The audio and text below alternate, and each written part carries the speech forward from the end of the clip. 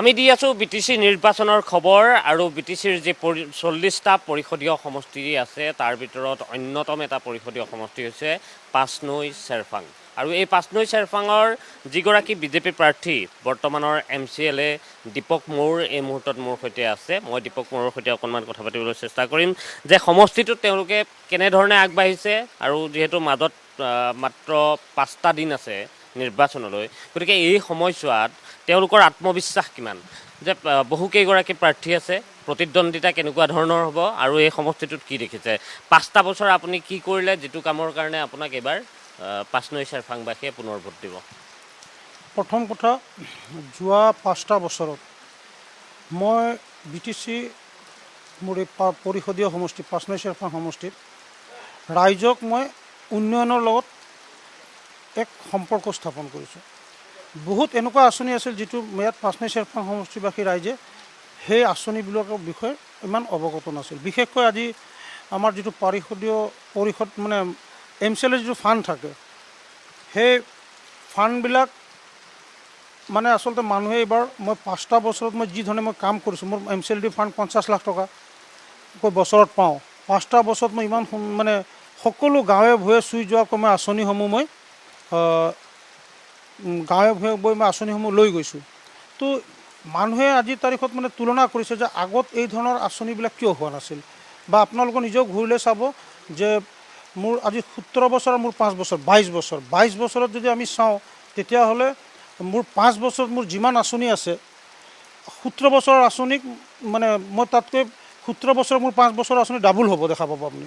ঠিক তেনেকুৱা 15 finance 6 finance মই মোৰ দিনত প্ৰায় 30 কিলোমিটাৰ ৰাস্তা মই CC ব্লক ৰাস্তা মই বনাইছোঁ।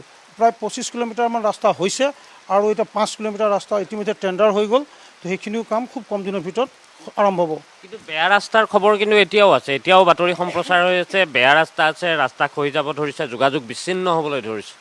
চাওক, আমাৰ এই এৰিয়াটো একদম দুৰ্গম অঞ্চলো আমাৰ লগত জড়িত হৈ পৰিছে। আমাৰ যদি FRC অঞ্চলত যায়, যিটো আগত ফৰেষ্ট ভিলেজ এতিয়া হৈছে, যিটো আগত ফৰেষ্ট এৰিয়া আছিল, সেই অঞ্চলত আজি আমি বহুত মানুহ আমাৰ তাত বসবাস কৰে।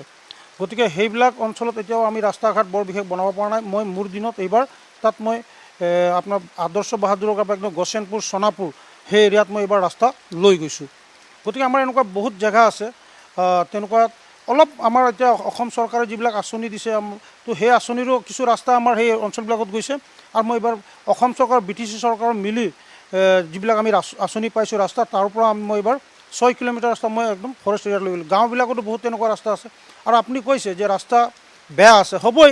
আজি কাৰণ 17 বছৰ আৰু মোৰ 5 বছৰ 22 বছৰত মই মোৰ 5 বছৰত যদি মই 30 কিলোমিটাৰ ৰাস্তা বনাব পাৰিছোঁ BTC ফালৰ পৰা, মই পৰিষদ হিচাপে যদি আগৰ পৰা 17 বছৰ এনেকুৱা ধৰণৰ ৰাস্তাবোৰ হ'লে হয়, আজি আমাৰ এই ৰাস্তাৰ সমস্যাবোৰ অলপ হয়তো বহুখিনি কমি গ'লে হয়। গতিকে এইটো আমাৰ এটা ডাঙৰ সমস্যা আছে। আমাৰ ইয়াত আপুনি যদি ঘূৰে আপুনি দেখা পাব, মোৰ ইয়াত ডাঙৰ ডাঙৰ নদী পাব। আপুনি পাঁচনৈ নদী পাব, ধনশিৰি নদী পাব, ৰৌতা নদী পাব, পাগলা নদী পাব, ভুটীয়ামাৰী নদী পাব। এই নদীবিলাকত আমাৰ যথেষ্ট গৰাখহনীয়া হয়। গতিকে এইবিলাকো আমাৰ ৰাইজৰ এটা সমস্যা হয়।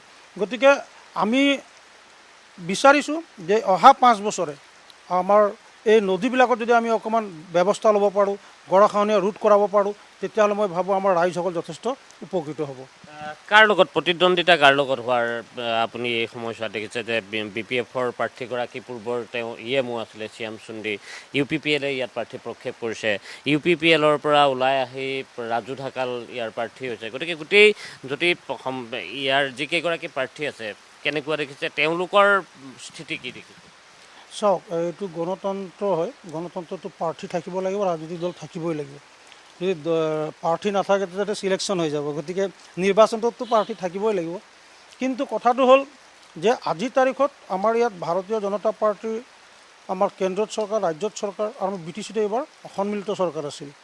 আৰু আমাৰ এই 3 খলপীয়া যি চৰকাৰৰ ব্যৱস্থাত আমাৰ যোৱা 5 বছৰ আমি যথেষ্ট ইয়াত কাম কৰিছোঁ। ৰাইজে আমাৰ কামৰ প্ৰতি আকৰ্ষিত হৈছে আৰু ৰাইজে আমাৰ কামৰ প্ৰতি আস্থা প্ৰকাশ কৰি আজি বহুত ৰাইজ আমাৰ লগত আছে। মই যোৱাবাৰো প্ৰতিদ্বন্দ্বিতা কৰিছিলোঁ, কিন্তু মই যোৱাবাৰ যেতিয়া ৰাইজৰ মাজত যাওঁ, মই মানুহৰ মাজত গৈ মই যিটো মানে সঁহাৰি মই যি ধৰণে পাব লাগিছিল, সেই সময়তকৈ মই এইবাৰ যথেষ্ট ভাল সঁহাৰি পাইছোঁ। মানে মই যদি ক'ৰবাত আগত যোৱাবাৰ যাই 50জন মানুহ 20জন মানুহ গ্ৰুপ মিটিং কৰিছিলোঁ, আজি মই সেই জেগাবিলাকত গ'লে মই 100-150 মানুহ আমাক মানে আমি মিটিঙত পাওঁ, 200 মানুহ পাওঁ, 400 মানুহ পাওঁ। গতিকে আজি আমি যেনেকুৱা আমি সভা সমিতিবোৰ কৰি আছোঁ, বেলেগ দলে আমাৰ নিচিনা সভা সমিতিবোৰ কৰিব পৰা নাই। আৰু এটা কথা, কিছুমান এনেকুৱা ধৰণৰ অভিযোগ আছে যে দীপক মোৰক পটককৈ পোৱা নাযায় বুলি। চাওক, মোক যদি নেপায় বুলি কয় তেতিয়া বেলেগ কাকো নাপাব। মোক একদম সহজতে মই টাউনে চাউনে য'তে ত'তে মোক ৰখি থকা, মোক বহুত মানুহ কয় মই MCLA যেন নালাগে। আৰু মোৰ যিখন গাড়ী ৰঙা গাড়ী হয়, বেলেগৰ স্কৰপিঅ' বা বেলেগ গাড়ীবিলাক ইন'ভা বগা থাকে, মই ৰঙা লৈছোঁ যাতে মই য'তে গৈছোঁ যাতে মানুহে মোক চিনি পায়। আৰু মোৰ নিচিনা মই কৈছোঁ 5 বছৰ মই যিমান ঘূৰিছোঁ কোনেও ইমান ঘূৰা নাই। আৰু গাঁৱে ভূঞে, আৰু মই আপোনাক কৈছোঁ বহুত এনেকুৱা আঁচনি আছে গাঁওবিলাকত মই নিজে গৈ আঁচনি দিছোঁ। তাৰমানে বহুতে আমাৰ এনেকুৱা দুখীয়া মানুহ আছে, সাধাৰণ মানুহ আছে যিবিলাকে আঁচনি বিচাৰিব নাজানে। যে আমাৰ গাঁৱত, মোৰ দিনতো মই এনেকুৱা চৰকাৰী আঁচনি সেই গাঁৱত লৈ গৈছোঁ যোনবিলাক গাঁৱৰ ৰাইজে যে মানে আঁচনি বিচৰাৰ যিটো ব্যৱস্থা তেওঁলোকে সেইটো ভালকৈ নাজানে। গতিকে মোক যদি বুলি কয় যে মোক লগ পোৱা নাই, তেতিয়াহ'লে আৰু বেলেগকো লগ নাপাব, আৰু কাকো লগ পোৱাটো সম্ভৱে নহয়। গতিকে মই কৈছোঁ মোক লগ পোৱাটো একদম সহজ। আৰু দ্বিতীয় কথাটো, মোক যদি কোনোবাই ফোনো কৰে মই ফোন ৰিচিভ কৰোঁ, কেতিয়াবা ফোন ৰিচিভ কৰিব নোৱাৰিলে মই কল বেক কৰাও মোৰ নজিৰ আছে, আৰু বহুত কৰোঁ মই।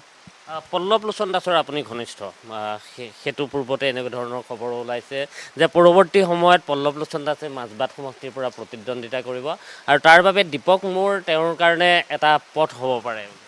চাওক, পল্লৱ লোচন দাস ঘনিষ্ঠ বুলি হয়। পল্লৱ লোচন দাস মানে যদিও মোৰ ব্লাড ৰিলেশ্যন নাই, তাৰ ব্লাড ৰিলেশ্যনৰ নিচিনা আমাৰ এটা সম্পৰ্ক আছে। মানুহৰ কয় বোলে তেজৰ সম্পৰ্ক, আচলতে তেজৰ সম্পৰ্ক নাই, আচলতে মনৰ সম্পৰ্ক। গতিকে পল্লৱ লোচন দাসৰ লগত মোৰ মনৰ সম্পৰ্ক আছে। আমি আচ্ছা কৰা দিনৰ পৰা আমি তেওঁক লগ পোৱা, আৰু আমাৰ দুইজনৰ যি সম্পৰ্ক ভাই ককাৰ নিচিনা সম্পৰ্ক। আৰু পল্লৱ লোচন দাসে ইয়াত মাজবাটত আহি মই নেভাবোঁ ইয়াত ইলেকশ্যন খেলিব বুলি।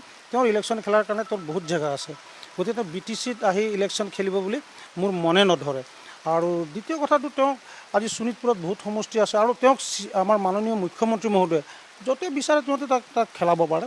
গতিকে পল্লৱ লোচন দাসৰ এনেকুৱা এনেকুৱা সমস্যা হোৱা নাই, বা তেওঁৰ এনেকুৱা অৱস্থা হোৱা নাই যে তেওঁ য'ত ত'ত মানে এটা সমষ্টি বিচাৰিব লাগে। আপুনি চাব 2026 চনত পল্লৱ লোচন দাসে বহুত ভাল কোনোবা এটা সমষ্টি পাব, আৰু জিকি অহাবাৰ চাব সেই মন্ত্ৰী হ'ব। মই আজি আপোনাক ভৱিষ্যতবাণী কৰিছোঁ এইটো। ইয়াৰ লগতে এই সমষ্টিটোত যিহেতু 22 তাৰিখে নিৰ্বাচন, 26 তাৰিখে ফলাফল ঘোষণা কৰিব, কি দেখিছে? কিবা আপোনালোকে অংক কৰিছে এতিয়ালৈকে? চাওক, আমাৰ অংকটো থাকে ৰাজনীতিত, আৰু কাৰণ বিজেপিৰ যদি আমি জানো বুথ শক্তি আছে, শক্তি কেন্দ্ৰ আছে, তাৰ লগতে পৃষ্ঠা প্ৰমুখ পৰ্যন্ত আছে। গতিকে তেওঁলোকৰ ফালৰ পৰা কিবা এতিয়ালৈকে তেনেকুৱা ধৰণৰ আপোনালোকে ডাটা উলিয়াইছে? আমাৰতো চাওক, মই আপোনাক এটা কথা কৈছোঁ, আজি পাঁচনৈ চেৰফাংটো বিজেপিৰ এই মুহূৰ্তত গড় হয় বুলি ক'ব পাৰিম। আমাৰ বিধানসভা সমষ্টিটোৰ ভিতৰত আটাইতকৈ যদি আমাৰ বিজেপি সক্ৰিয়ভাৱে আমাৰ যদি চাওঁ, আমি পাঁচনৈ চেৰফাংটোত আমি গড় হয়। আৰু ইয়াৰ কেইবাটা কাৰণ আছে আজিৰ তাৰিখত। মই আপোনাক কৈছোঁ, প্ৰথম কথাটো হ'ল আমাৰ ইয়াত 7খন চাহ বাগিচা আছে। আজি বাগিচাবিলাকত আপুনি ইয়াত 7খন চাহ বাগিচাত 4খন চাহ বাগিচাত মডেল হাইস্কুল দুটা ইতিমধ্যে ৰানিং হৈ আছে, দুটা নিৰ্মমীয়ান অৱস্থাত আছে। আপোনাৰ 4খন চাহ বাগিচাত আজি জগন্নাথ সেৱা কেন্দ্ৰ, যিটো আমাৰ স্কিল ডেভেলপমেণ্ট চেণ্টাৰ আছে। বাগিচাবিলাকত ৰাস্তা ঘাট বনিছে, গাঁৱত ৰাস্তা ঘাট বনিছে। আজি অৰুণোদয়ৰ পৰা আৰম্ভ কৰি ৰেচন কাৰ্ড, PM কিষাণ, আপোনাৰ নিযুত মইনা, উদ্যমিতা আঁচনি, আজি চৰকাৰৰ ইমানবোৰ আঁচনি থকাৰ পিছত মানুহে বেলেগক কিয় ভোট দিব বাৰু? আজি যদি আমাৰ বিজেপি প্ৰাৰ্থী নাথাকিলে যে বেলেগ কথা ভাবিলে হয়, কিন্তু মানুহে আজিৰ তাৰিখত অনুভৱ কৰে যে আমাক চৰকাৰৰ ফালৰ পৰা ৰাইজে যথেষ্ট সুবিধা পাইছে। আৰু মই আপোনাক কৈছোঁ, ইয়াৰ মোৰ 5 বছৰৰ আগৰ কাৰ্যকালত মানুহে ঘৰ পাবলৈ পইচা দিব লাগে, কিবা আঁচনি পাবলৈ পইচা দিব লাগে। তো আজি মানুহে বিনা পইচাত একদম নিকাভাৱে এই যাৰ যি পাব লগাখিনি মানুহে পাই আছে। গতিকে ৰাইজ সন্তুষ্ট আছে। এইটো আপোনাৰে ঘৰ?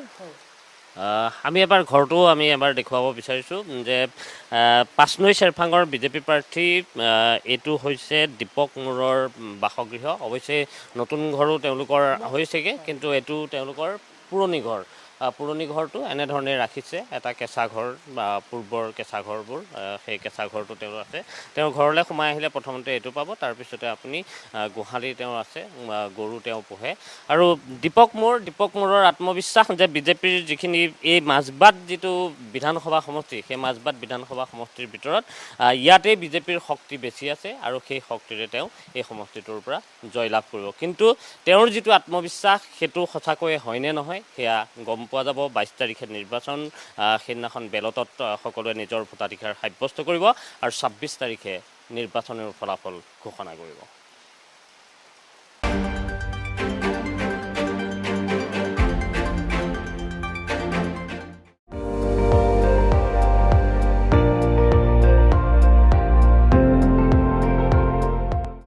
আপুনি চাই আছে ND24, সৰ্বশ্ৰেষ্ঠ নহয় সৰ্বোত্তমৰ দৌৰত।